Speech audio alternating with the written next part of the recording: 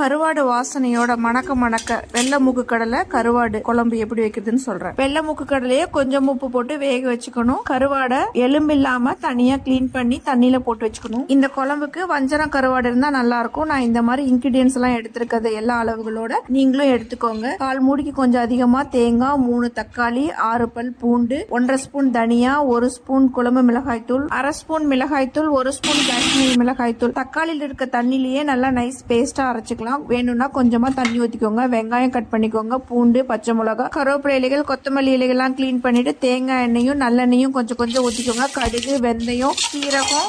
நான் வெந்தயம் பொடியா போட்டிருக்கேன். அதுக்கப்புறம் கட் பண்ண வெங்காயம், பச்சை மிளகாய், பூண்டு 6 பல் சின்ன சின்னதா கட் பண்ணி வச்சிருந்தது போட்டிருக்கேன். கல்லுப்பு 1/2 ஸ்பூன், கிளீன் பண்ணி வச்சிருந்த கருவாடு, அது எலும்பு இல்லாம இருக்கணும். வெங்காயம் நல்லா ஃப்ரை ஆனதுக்கு அப்புறம் வேக வச்ச கொண்டக்கடலை, கொத்தமல்லி இலைகள் இது எல்லாத்தையும் மறுபடியும் போட்டு நல்லா ஃப்ரை பண்ணிக்கோங்க. ஒரு லெமன் சைஸ்ல புளி கரைச்ச தண்ணி அதையும் ஊத்திட்டு ஒரு 5 மினிட்ஸ் மூடி வச்சு கொதிச்சதுக்கு அப்புறம் நம்ம அரைச்சு வச்சிருந்த தேங்காய் பேஸ்ட் அதையும் கூடவே போட்டு நல்லா மிக்ஸ் பண்ணிக்கோங்க. இப்போ மிக்சியோட வாட்டர் 1 டம்ளர், அதுக்கப்புறம் 2 கப் தண்ணி ஊத்தி மீதி இருந்த கொத்தமல்லி கருவேப்பிலை இலைகள்லாம் போட்டு மூடி வச்சு நல்லா கொதிக்கணும். மூடி வச்சு நல்லா குழம்பு கொதிக்கும் போது நம்ம போட்ட கருவாடெல்லாம் குழம்புல நல்லா கரைஞ்சு குழம்போட வாசனையும் டேஸ்டும் செம தூக்கலா இருக்கும். இந்த கருவாட்டு குழம்புக்கு முட்டை ஆம்லேட் போட்டு சாப்பிட்டு பாருங்க. மறுபடியும் இந்த குழம்பு வச்சு சாப்பிடுவீங்க.